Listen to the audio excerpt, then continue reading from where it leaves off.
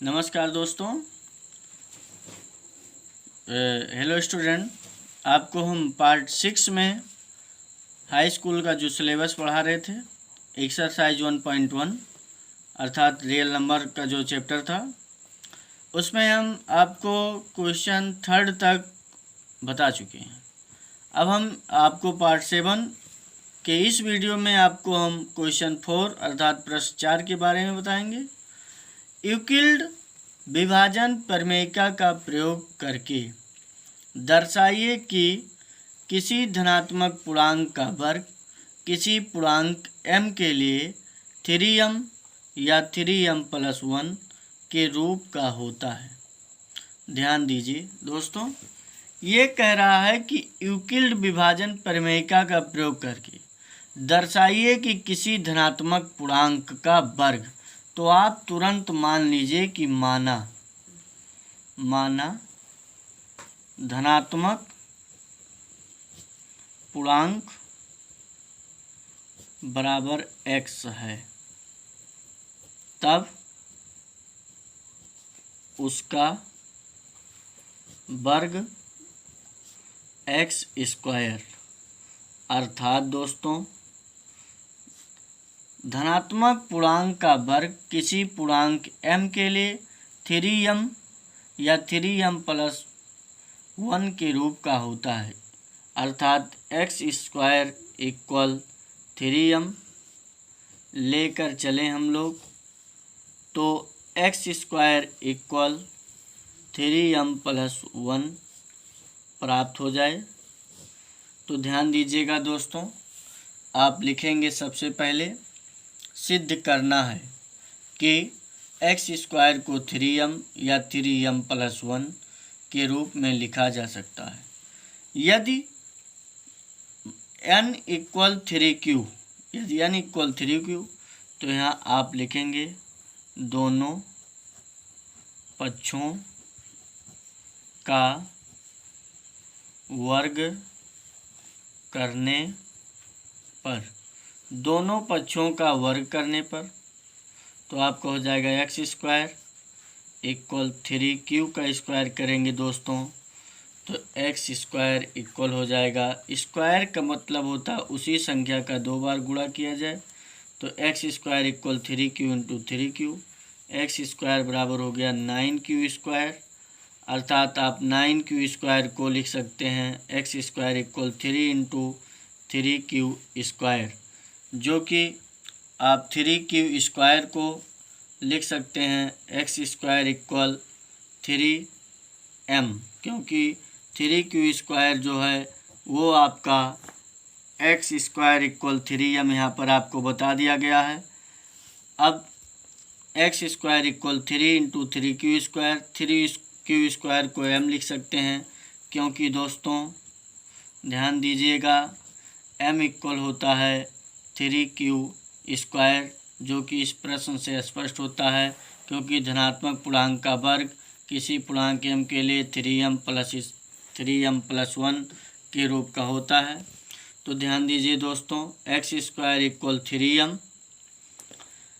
अब ये हमारा हो गया x² = 3m, तो हमें ये चीज़ प्राप्त हो गया। अब हमको ये चीज़ प्राप्त करना है दोस्तों, ध्यान दीजिएगा, ये हमारा इक्वेशन नंबर समीकरण नंबर 1 हो गया।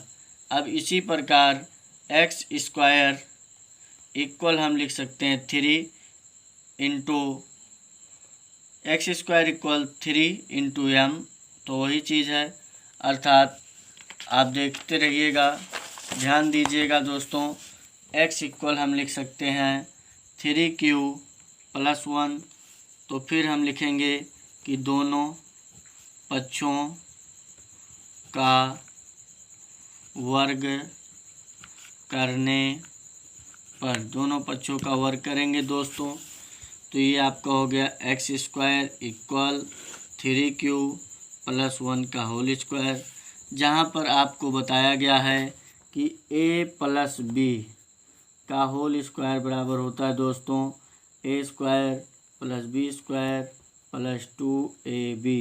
तो ध्यान दीजिएगा x² बराबर ये हमारा a हो गया, ये हमारा बी हो गया। तो ए स्क्वायर अर्थात 3 क्यू का स्क्वायर 1 का स्क्वायर प्लस 2 इंटू ए के स्थान पे 3 क्यू और बी के स्थान पे 1। तो एक्स स्क्वायर इक्वल दोस्तों 3 क्यू का जब हम 2 बार गुणा करेंगे तो 3 जा 9 हो जाएगा, क्यू स्क्वायर हो जाएगा प्लस 1 हो जाएगा प्लस 2 3 जा 6 क्यू हो गया। तो एक्स स्क्वायर इक्वल दोस्तों हमारा इतना हो गया। या इसी चीज़ को हम लिख सकते हैं x square equal 3 into 3 Q square, क्योंकि 9 को हम 3 इंटू 3 क्यू स्क्वायर लिख सकते हैं प्लस 6 को हम लिख सकते हैं 2ab करके, तो 2 इंटू 3 क्यू इंटू 1, क्योंकि ये आपका 3 क्यू का होल स्क्वायर बन जाएगा। जब ये आपका 3 क्यू का होल स्क्वायर बनेगा अर्थात ए स्क्वायर प्लस 1 को लिख सकते हैं बी स्क्वायर प्लस 2ab। तो उसी प्रकार दोस्तों इसको हम लिख दिए हैं अलग केवल कि 3 इंटू 3 क्यू का होल स्क्वायर प्लस 2ab हो गया दोस्तों।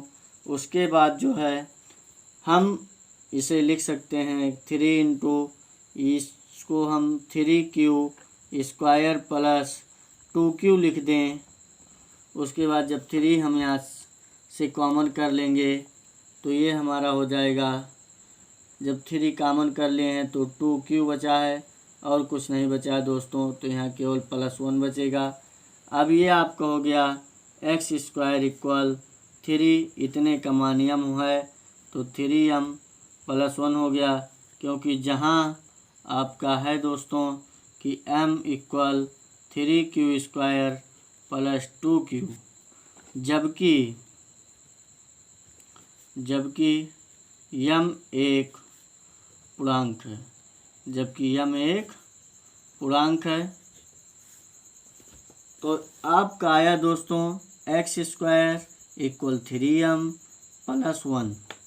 अब ये आपको अभी हम समीकरण 1 के बारे में बताए थे कि ये हमारा है समीकरण नंबर 1 और ये हमारा होगा समीकरण नंबर 2। ये हमारा है समीकरण नंबर 2।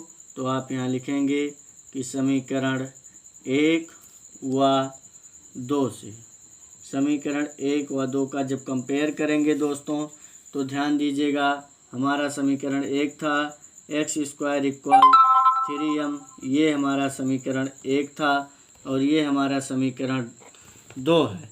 अब हम यहाँ देख रहे हैं दोस्तों कि एक्स स्क्वायर यहाँ भी है और एक्स स्क्वायर यहाँ भी है। एक्स स्क्वायर दोनों में है, तो हम समीकरण 1 व 2 से तुलना करेंगे। जब हम तुलना करेंगे तो यहाँ एक्स स्क्वायर इक्वल 3m पाए और यहाँ x square equal 3m plus 1 पाए। तो ध्यान दीजिएगा दोस्तों, हम लिख सकते हैं कि किसी धनात्मक पूर्णांक का वर्ग, किसी पूर्णांक m के लिए 3m, 3m प्लस 1 के रूप का होता है। प्रूव्ड हो गया दोस्तों, ध्यान दीजिएगा। अब हम आपको क्वेश्चन नंबर बताएंगे